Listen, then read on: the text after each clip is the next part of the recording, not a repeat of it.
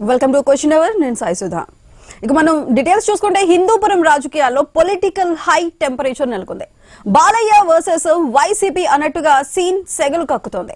YCP కార్యాలయంపై TDP శ్రేణుల దాడితో నియోజకవర్గంతో పాటు ఉమ్మడి అనంతపురం జిల్లాలో రాజకీయ కలహాలకు దారితీసింది.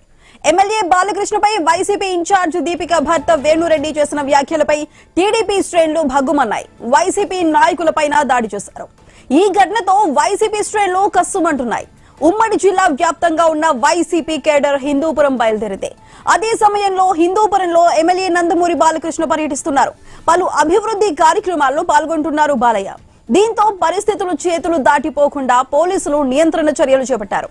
వైసీపీ నేతలను ఎక్కడికక్కడ హౌస్ అరెస్టులు చేస్తున్నారు. అనంత వెంకట్రామిరెడ్డి పార్టీ నాయకులు అనంతపురం నుంచి హిందూపురం బయలుదేరగా వారిని ఇంటి వద్దే ఆపేశారు. పోలీసుల తీరుపై అనంత ఆగ్రహం వ్యక్తం చేశారు.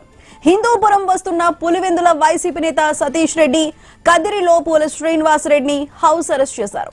శ్రీ సత్యసాయి జిల్లా అధ్యక్షురాలు ఉషా శ్రీచరణ్ వైసీపీ నాయకులను మార్గ మధ్యలోనే నిలిపివేసి అడ్డుకున్నారు. హిందూపురంలో టెన్షన్ వాతావరణం కనిపిస్తోంది.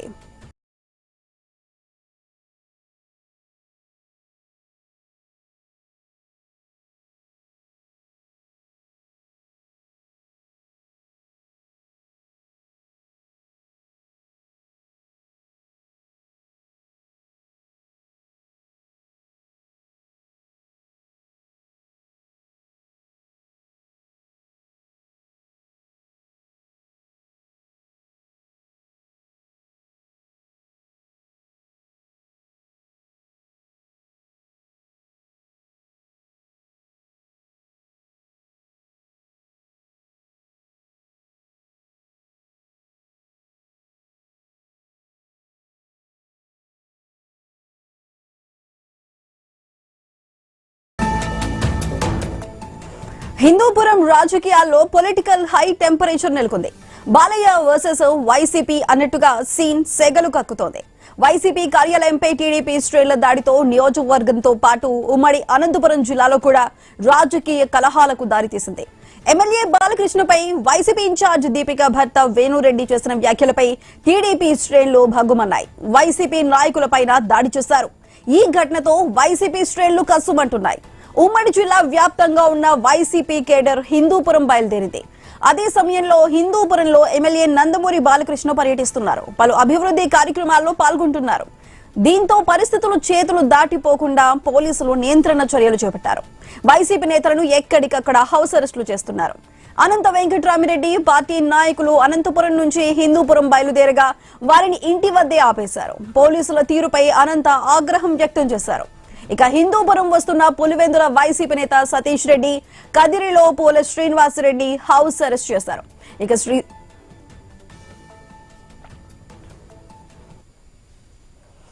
అయితే పులివెందుల్లో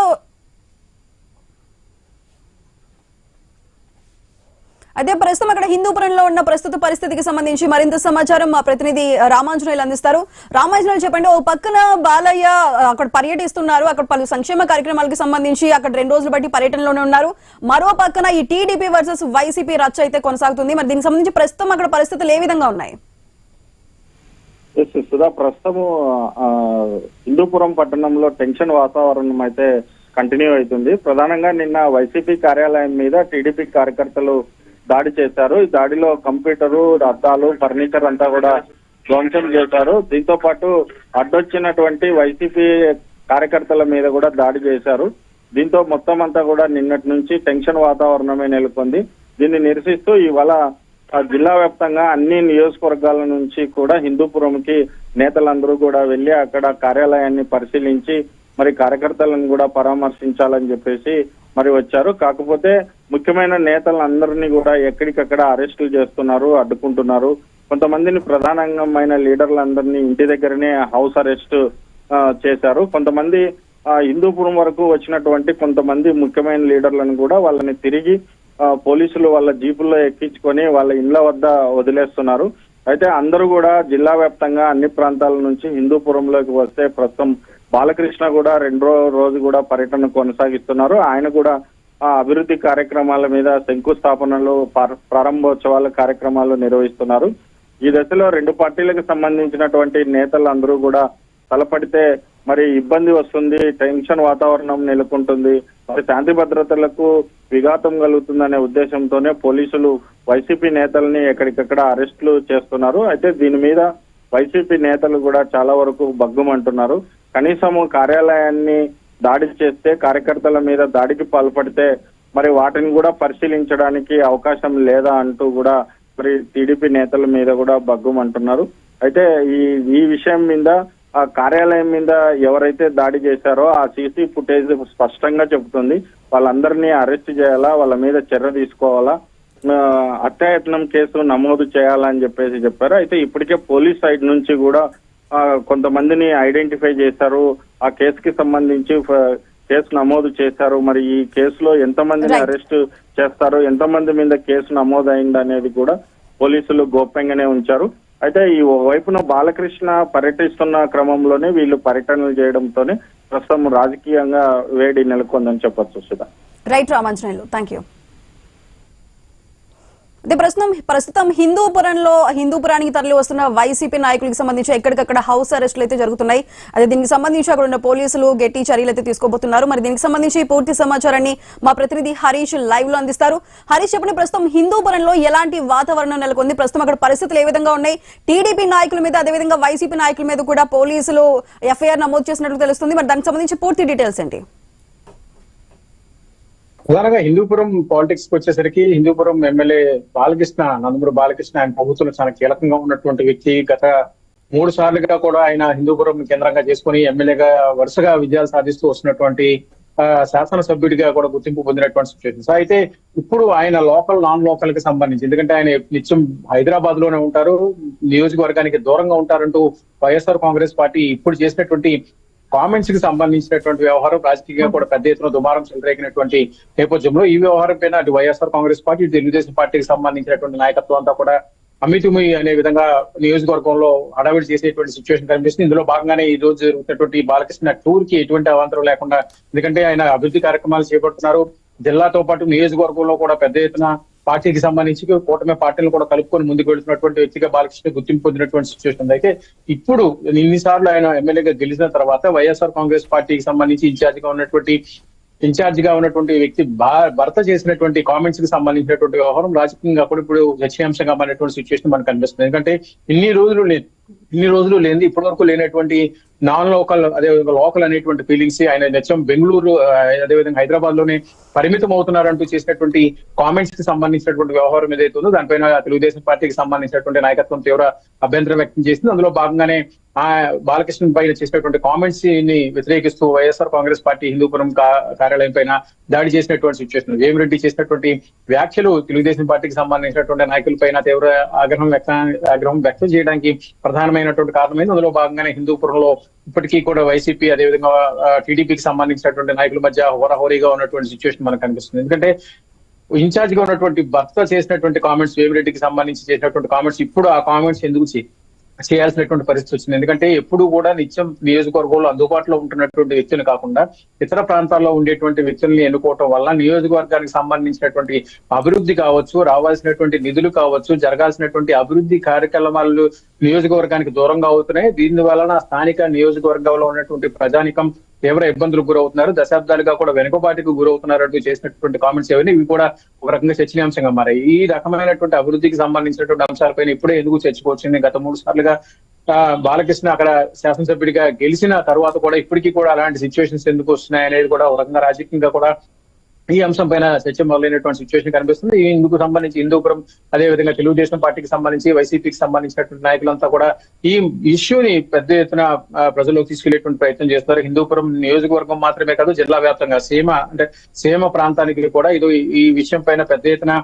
చర్చ జరిగే విధంగా జరుగుతున్నటువంటి రాజకీయ పరిణామాలను పరిశీలిస్తే కనుక ఇప్పటి వరకు ఉన్నటువంటి సిచ్యువేషన్ ఒక ఎత్తు అయితే కనుక ఇప్పుడు రాబోయేటువంటి రోజుల్లో వైఎస్ఆర్ కాంగ్రెస్ పార్టీ హిందూపురం లాంటి కీలకమైనటువంటి నియోజకవర్గాన్ని దక్కించుకోవాలనేటువంటి ప్రయత్నం చేస్తున్నటువంటి క్రమంలో ఇప్పుడు ఈ రకమైనటువంటి కామెంట్స్ చేయడం ద్వారా ప్రజల్లో ఒక రకమైనటువంటి ఆలోచన క్రియేట్ చేసి నియోజకవర్గంలో ఉంటున్నటువంటి శాసనసభ్యుడు, అక్కడ గెలిచినటువంటి శాసనసభ్యుడు ఇతర ప్రాంతాల్లో ఇతర రాష్ట్రంలో ఉండటం వల్ల నియోజకవర్గంలో జరగాల్సినటువంటి పార్టీ అదేవిధంగా ప్రభుత్వం ప్రజలకు అందించేటువంటి సంక్షేమ పథకాలు కావచ్చు, అభివృద్ధికి సంబంధించినటువంటి కార్యకలాపాలు ఏవైతే ఉన్నాయో అవన్నీ కూడా దూరం అవుతున్నాయి. కాబట్టి ఆ లోటును భర్తీ చేయాలంటే కనుక స్థానికంగా ఉన్నటువంటి వ్యక్తులకి గెలిపించుకోవటం ద్వారా పూర్తిగా నియోజకవర్గానికి సంబంధించినటువంటి అందుబాటులో ఉండేటువంటి వీలు ఉంటుంది అనేటువంటి ఒక అభిప్రాయం వైఎస్ఆర్ కాంగ్రెస్ పార్టీకి సంబంధించినటువంటి నాయకత్వం వ్యక్తం చేస్తుంది. అయితే ఇది కొత్త ఏమి కాదు, గతంలో కూడా అనేక సార్లు జరిగినటువంటి సిచ్యువేషన్. అయినప్పటికీ కూడా ఈ రకమైనటువంటి సిచ్యువేషన్ ఇప్పుడు కూటమి పార్టీలన్నీ కలిసి పోటీ చేసి విజయం సాధించినటువంటి నేపథ్యంలో అందులోనూ నందమూరి బాలకృష్ణ లాంటి కీలకమైనటువంటి నాయకులు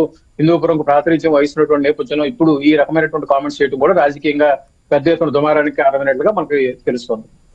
రైట్ హరీష్, థ్యాంక్ యూ. అయితే హిందూపురంలో జరుగుతున్న ఈ టీడీపీ వర్సెస్ వైసీపీ రచ్చకి సంబంధించి ఈ రోజు ఇప్పుడు మనతో పాటు మాట్లాడడానికి వైసీపీ కార్యదర్శి ఎల్ఎం మోహన్ రెడ్డి గారు అందుబాటులో ఉన్నారు. అదేవిధంగా టీడీపీ అధికార ప్రతినిధి కంచర్ల విజయభాస్కర్ కూడా మనకి జూమ్ లో అందుబాటులో ఉన్నారు. ముందుగా విజయభాస్కర్ గారు నమస్కారం అండి. నమస్తే విజయభాస్కర్ గారు, మనం చూసుకుంటే క్రమశిక్షణకి టీడీపీ పార్టీ మారు పేరు అని చెప్తూ ఉంటారు. అలాంటి టీడీపీ కార్యకర్తలు ఈ రోజు వైసీపీ కార్యాలయంలో వైసీపీ కార్యకర్తలపై ఇంత దాడి చేయడానికి కారణం ఏం చెప్తారు, మీరేమంటారు? విశాఖపట్నంలో సిఐఐ 30వ సదస్సు పెట్టుబడుల సదస్సు 2 రోజుల పాటు నిన్న మొన్న జరిగాయి.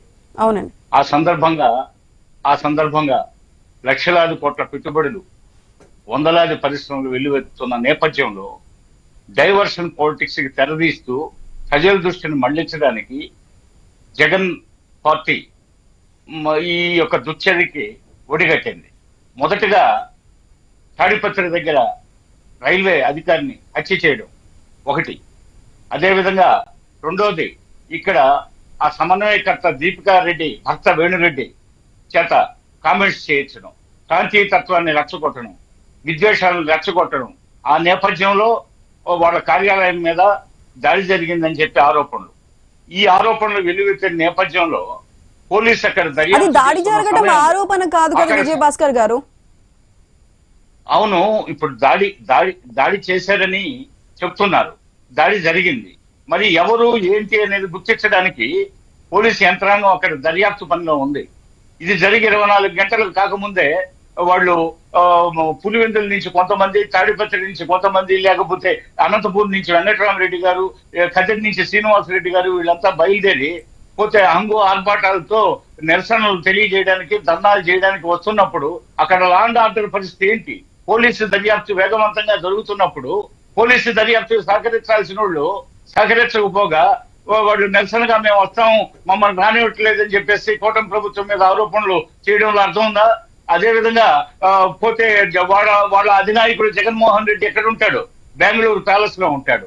అదే విధంగా ఇంకో మరి హైదరాబాద్ ప్యాలెస్ లో ఉంటాడు, లోటస్ పౌండ్. మరి అదే విధంగా అప్పుడప్పుడు ఆట విడుపుగా వాహ్యాడిగా తాడేపల్లి ప్యాలెస్ కు వస్తుంటాడు. మరి వాళ్ళ అధినాయకుడు నాన్ లోకల్ అని ఎందుకనరు? మరి వాళ్ళ అధినాయకుడు పరాయి రాష్ట్రాల్లో, తెలంగాణలో లేకపోతే కర్ణాటకలో ఉంటాడే.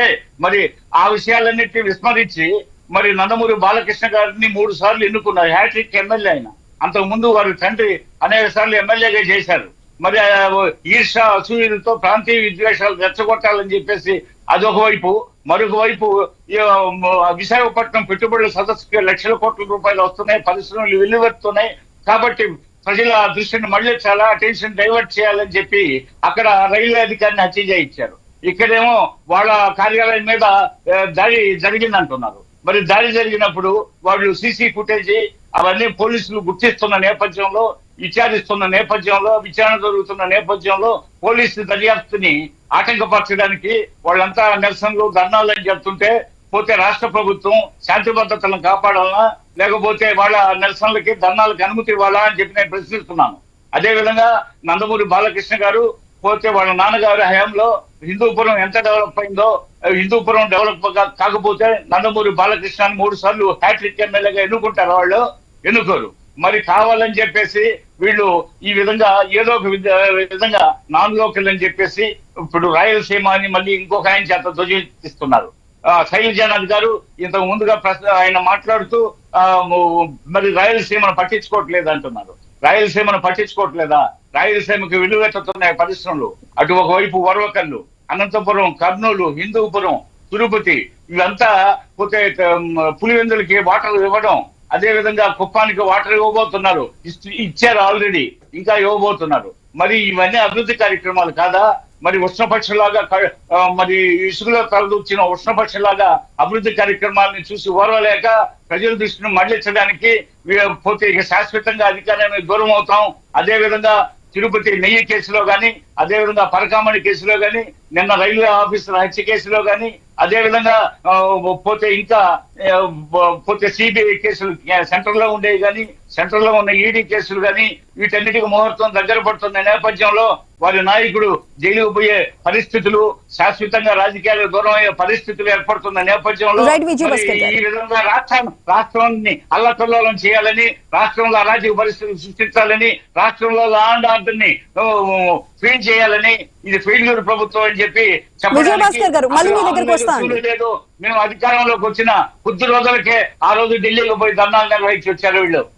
మేము అధికారంలోకి వచ్చిన కొద్ది రోజులకే, అంటే వాళ్ళు అధికారం అనే దుగ్ధతో వాళ్ళు తట్టుకోలేక అధికారం కోల్పోయామని చెప్పేసి వాళ్ళ కేసులన్నింటినీ మాఫీ చేసుకోవాలన్నా, వాళ్ళు దోపిడీ ఎదర్చిగా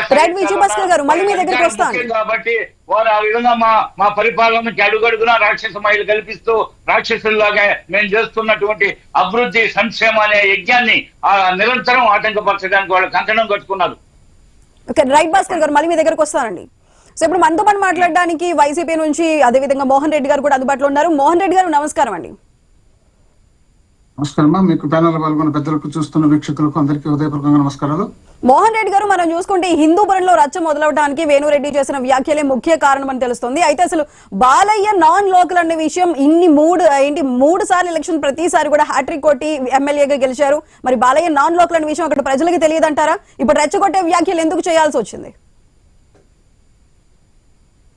ఇప్పుడు రెచ్చగొట్టేటంత మాటలైతే కాదమ్మా అవి.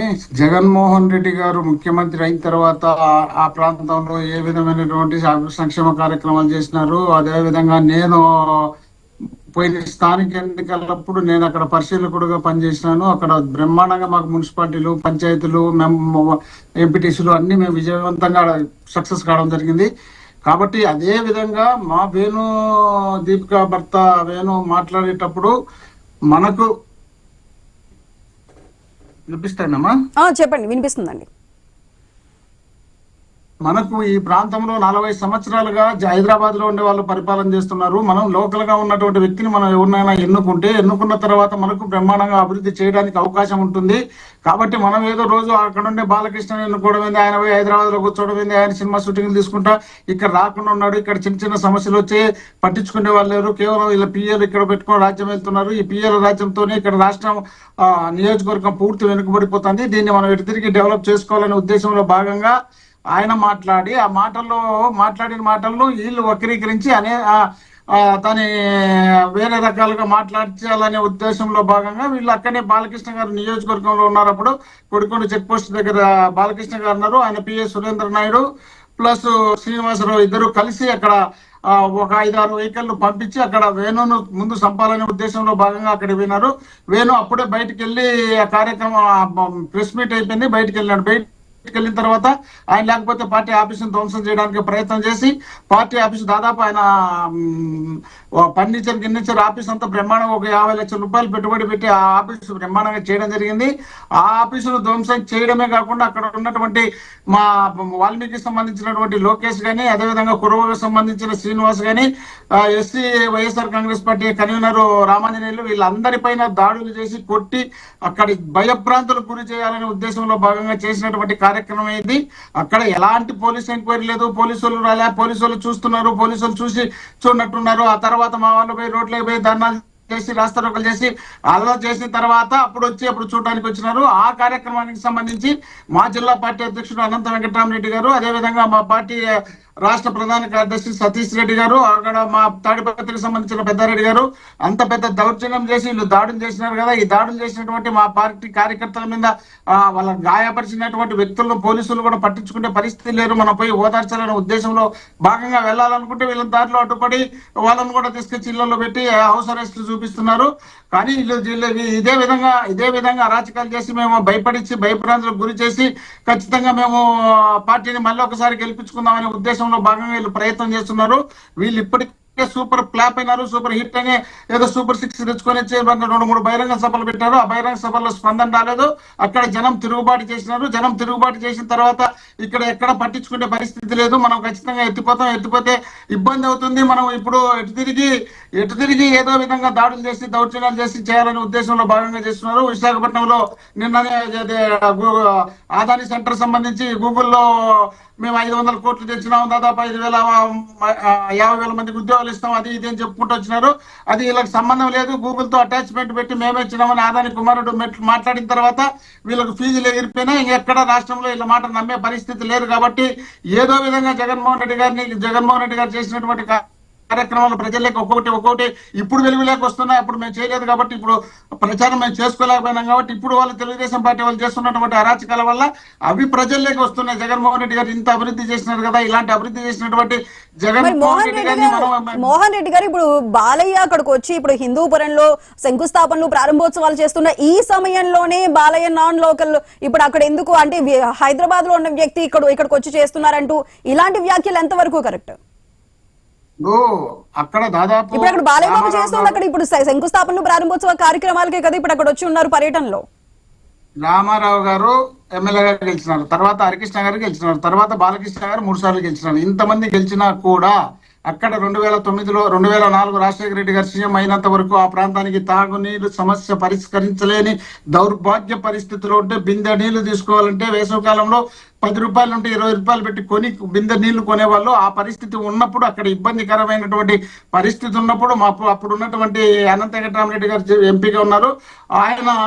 ఆయన రఘువీరారెడ్డి గారు నేను అందరం కలిసి రాజశేఖర రెడ్డి గారితో చెప్తే 660 కోట్ల రూపాయలు వెచ్చించి శ్రీరామరెడ్డి తాగునీటి ప్రాజెక్ట్ అనేది ఒకటి ప్రత్యేకంగా పెట్టించి ఆ హిందూపూర్ నియోజకవర్గానికి తాగునీటి సమస్య పరిష్కరించినటువంటి ఘనత రాజశేఖర రెడ్డి గారికి దక్కితే, ఈ విధమైనటువంటి అవకాశం వీళ్ళకు 40 సంవత్సరాలుగా ఇచ్చిన ఇక్కడ తాగునీటి సమస్య పరిష్కరించలేదు. ఇక్కడ ఉన్నటువంటి సమస్య ఏ ఒకటి పరిష్కారం కాలేదు. అక్కడ కేవలం సోమిందపల్లి నుండి హిందూపూర్ పోవాలంటే 15-20 కిలోమీటర్లు ఉంటుంది.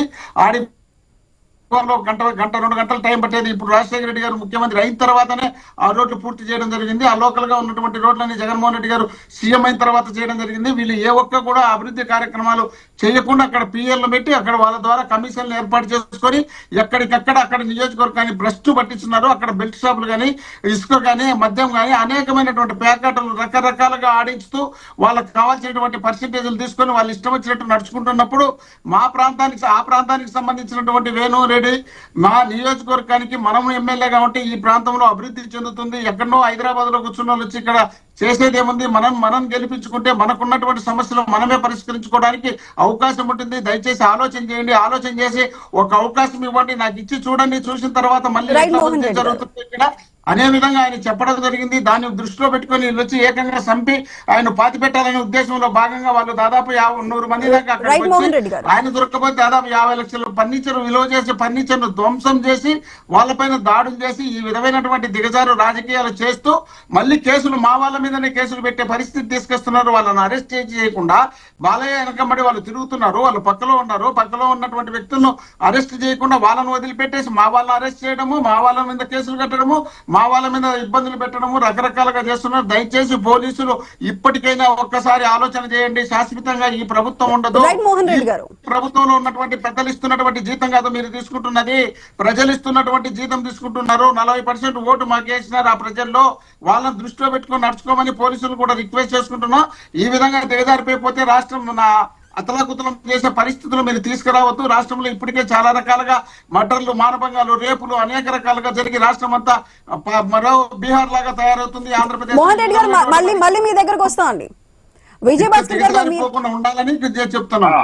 ఓకే మోహన్ రెడ్డి గారు, విజయభాస్కర్ గారు మరి మీరు చెప్పండి. ఇప్పుడు మోహన్ రెడ్డి గారు అంటున్నట్టు అక్కడ హిందూపురంలో టీడీపీకి బాలయ్య తరపు పిఎల రాజ్యమే అక్కడ రాజ్యం ఏలుతుంది. అక్కడ అభివృద్ధికి సంబంధించి నీరసంగా అభివృద్ధి కార్యక్రమాలు సాగుతున్నాయని చెప్తున్నారు. మరి మీరేం చెప్తారు?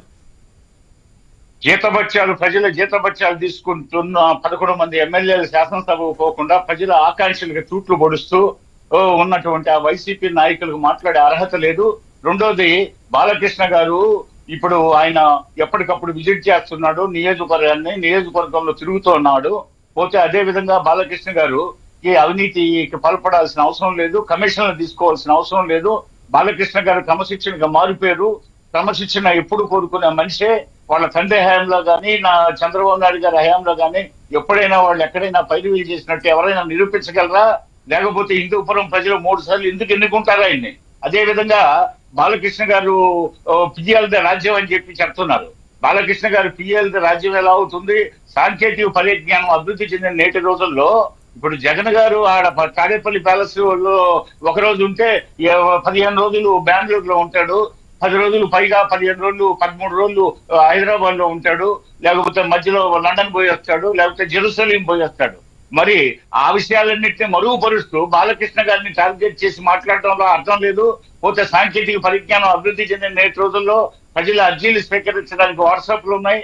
అదేవిధంగా ప్రజలు క్షణాల్లో ఫోన్ చేసి స్వయంగా మాట్లాడడానికి అవకాశాలు ఉన్నాయి. అదేవిధంగా ఆయన తరచూ పర్యటన చేసి వస్తున్నాడు. అదేవిధంగా అక్కడ అధికారులని ఫోన్లో ఆదేశిస్తున్నాడు, ప్రజా సమస్యలు పరిష్కారం చేస్తున్నారు. ఇప్పటికే అసలుకి పారిశ్రామికంగా హిందూపురం ఎంత డెవలప్ అయిందో, ఎన్ని వేల మందికి అక్కడ ఉద్యోగాలు కల్పన జరిగిందో, అదేవిధంగా ఆ ప్రాంతంలో రోడ్లు కానీ, వాటర్ ట్యాంకులు కానీ, అదేవిధంగా ప్రైమరీ హెల్త్ సెంటర్స్ కానీ, హెల్త్ సబ్ సెంటర్స్ కానీ, అదేవిధంగా కాలేజీలు కానీ, పోతే స్కూల్స్ కానీ ఎంతగా డెవలప్ చేసింది. అదే విధంగా టూరిజం సెంటర్ గా అక్కడ లేపాక్షిని ఎలా డెవలప్ చేసింది. ఇవన్నిటిని విస్మరించి వారు రిమోట్ ఎక్కడో ఉంటున్నాడు బాలకృష్ణ, పిఎల్ రాజ్యం అని చెప్పి ఆరోపణ చేయడంలో అర్థం లేదు. మరి ఇప్పుడు వారి అధినాయకుడు జగన్మోహన్ రెడ్డి తీరుని ముందు గమనించమని చెప్పి ఈ సందర్భంగా నేను మీకు చెప్తున్నాను. థ్యాంక్ యూ విజయ్ భాస్కర్ గారు, అదేవిధంగా మోహన్ రెడ్డి గారు, థ్యాంక్ యూ సో మచ్ అండి.